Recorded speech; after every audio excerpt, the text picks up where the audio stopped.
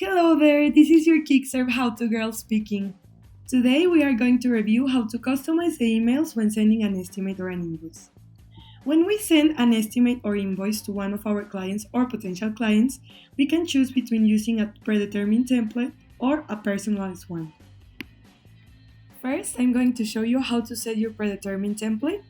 The only thing you have to do is go to Settings and then to Messaging Templates. Once we are here, we can choose from which email the message will be sent, and we can write a customized subject and a customized message.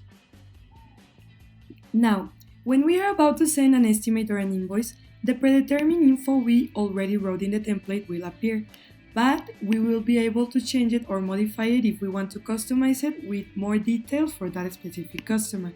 For example, in here, I'm going to delete this and I'm going to add another message. Remember that when sending an estimate, you can choose between sending a detailed or a summary one. To know more about this, click on the link in the description of the video. Also, when sending an invoice, it works exactly the same as when sending an estimate. Well, this is all for today. I hope you liked this video and thank again for watching. Give us a like and subscribe to our multiple platforms to be up to date. Bye!